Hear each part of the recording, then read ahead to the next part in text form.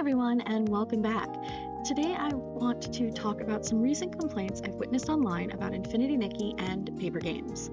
A lot of players have been talking about the slow content rollout, and I've got some thoughts that might shed some light on what's really going on behind the scenes. So, the core issue, as many of you have pointed out, is the perceived lack of substantial content after the initial launch. We're left with this beautiful open world, but the story progression and new exploration points seem to be trickling in. However, Papergames gave us a roadmap from the start. They stated that the major content updates, including new explorable areas, will be released every 6 months. Given the game's early December launch that was labeled version 1.0, that puts the next big expansion around May, right after the month-long version 1.0 Revelry season that ends April 28th, 3 days before we head into May. Which we have been told is going to be the larger update, that there is going to be a lot coming. Sure, they have been vague about it, but a lot of games are because they want us to be surprised and build the hype slowly. And compared to other games under the Papergames/Infold banner, at least we have some kind of roadmap. Personally, I don't think that we've seen everything that version 1.0 is going to have. We know that we have the 4-star banners, that Allison is likely to return, and I predict that we will maybe see some more quests as we get closer to the 1.5 update. Now, here's where things get interesting. We know that Nikki's home, which was showcased pre-launch, is something still missing from the game. Papergames has likely held back on this crucial area to ensure it's fully polished and bug-free when it finally arrives. This suggests that the perceived content drought isn't necessarily due to lack of work, but rather a commitment to quality.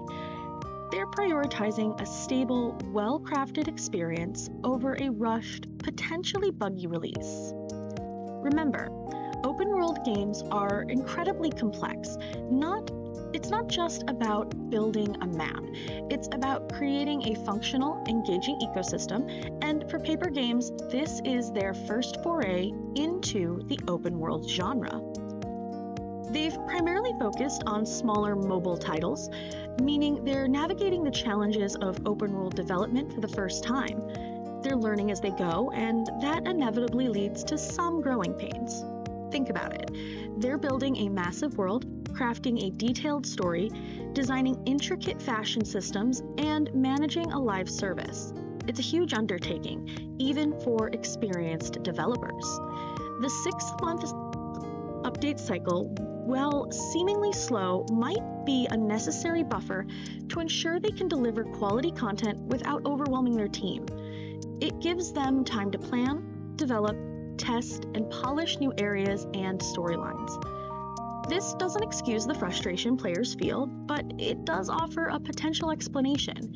They're prioritizing stability and quality, even if it means a slower content rollout. Ultimately, the key is communication. Papergames needs to be transparent about their development process and manage their players' expectations. They need to show us that they're committed to building a thriving, evolving world, which they most recently did in an interview with its developers that was posted to the Infinity Nikki website on March 28th, 2025. Please note, this is not the full interview. I've only grabbed the relevant questions to this particular video topic. So, I've left a link in the description if you would like to read all of it. How difficult was it to go from mobile-only games to developing one for PCs and consoles? How did the team adjust to these challenges? Transitioning from mobile-only games to developing for PCs and consoles was a challenging process. The team encountered difficulties in areas such as technical development, design philosophy, and player experience. 1. Shifting from mobile games development to PC and console platforms was a complex transition, requiring the team to adapt to the unique characteristics of each platform. Technical difficulties. Mobile platforms have limited hardware sources, requiring highly optimized development to ensure smooth performance. In contrast, PC and console platforms offer more powerful hardware, but also demand higher graphic qualities and more complex design systems. This means the team had to relearn and adapt to new development tools and engines to meet the needs of these platforms. Differences in player habits. Mobile players tend to prefer quick, casual gaming experiences that can be enjoyed anywhere, whereas PC and console players seek deeper, more immersive content. The team needed to adjust gameplay and design to cater to these different players' preferences while preserving the game's core fun. Adapting to new development tools. The shift from mobile development to PC and console required the team to familiarize themselves with new development environments and tool chains. This took time and extensive hand-on practice. 2. In the face of these challenges, the team invested considerable time and resources into technical research and design optimization to ensure the game's performance met expectations across multiple platforms. Technical research. To achieve cross-platform compatibility, the team continuously refined their toolchain, optimized the development process, and made breakthroughs in key technical areas. For example, they conducted extensive research and experiments in graphic rendering and performance optimization to ensure smooth gameplay across different platforms. Player feedback. The team places great value on player feedback, especially concerning mobile adaptations. They actively made adjustments and optimizations based on the issues and suggestions raised by players. For instance, in response to feedback on mobile controls, the team is working to improve touch control sensitivity and respond speed to enhance the overall player experience. Balancing cross-platform experience. The team is committed to providing a consistent gaming experience across platforms while also leveraging the strengths of each one. To achieve this, they considered the specific features of each device during the design process, conducted numerous internal and player tests to ensure that the game performs as expected on all platforms. 3. We acknowledge there are still some challenges with mobile adaptation, and player feedback has been a key driver for improvement. The team is fully committed to addressing these issues and will continue to optimize the gaming experience. Currently, the focus is on improving performance and control for mobile platforms, including but not limited to enhancing gameplay stability on lower-end devices, improving the accuracy and responsiveness of touch controls, optimizing the mobile UI and control prompts to ensure easy navigation on smaller screens. Despite these challenges with mobile adaptation, the team has received a great deal of positive feedback from players regarding the game's content and innovative gameplay, which motivates us to keep moving forward. During the development process, were you often worried that players would unfairly compare Infinity Nikki to Genshin Impact or other free-to-play open-world games, or were you counting on this comparison to be made, i.e., perhaps as a means of giving the player a sense of familiarity? Given Infinity Nikki's genre and high-quality production, we anticipated it might be compared to free-to-play open-world games like Genshin Impact. However, our goal has always been to emphasize its unique features rather than relying solely on a sense of familiarity. The main distinction with Infinity Nikki lies in its core gameplay and experience. It is not an RPG centered around combat, but rather an open-world adventure game rooted in platforming with an integrated dress-up mechanic. The gameplay revolves around relaxed exploration, puzzle solving, and interactions with abilities granted by outfits rather than intense combat.